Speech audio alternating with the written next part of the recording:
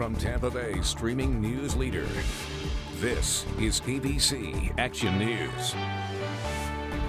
Happy Thursday to you. I'm Vanessa Ariza. Greg D's full forecast is on abcactionnews.com and our free mobile news app. Let's get you caught up with your ABC Action News headlines for today. Authorities will continue to examine the remains found at the Myakkahatchee Creek Environmental Park in Northport. After a month of searching for Brian Laundrie, the park reopened Tuesday. Laundrie's attorney says his parents told the FBI they intended to search the park themselves on Wednesday after it reopened. The attorney says Brian's parents located items belonging to their son. The FBI went on to say that the fossil remains were discovered in an area that was previously flooded. A portion of the Carlton Reserve and the Myakkahatchee Creek Environmental Park remain closed to the public. The FBI says this case remains open. Reaction continues to come in from families impacted by the deadly school shooting in Parkland.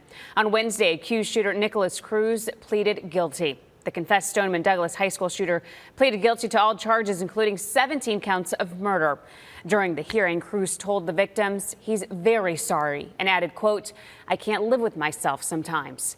Some families visibly shook their heads at that apology, saying that they are left with a trauma that will never heal. There's no moving on. There's moving around the pain that we feel every day.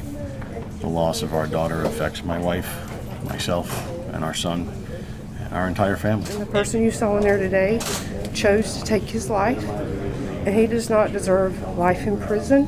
Life in prison is a life, and he deserves nothing more than the death penalty. As you heard, a jury must still decide whether Cruz should face a death penalty or life in prison for the shooting. That jury will likely be picked sometime after the new year.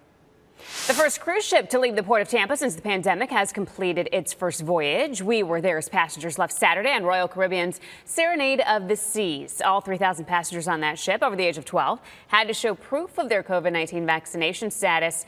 They also had to prove that they recently tested negative for the virus. The last time a cruise ship sailed from Port of Tampa was in March of 2020. Remember, local news is streaming free for you 24 hours a day on our streaming news channel. You can find it on Roku, Amazon Fire, and Apple TV. Just search ABC Action News.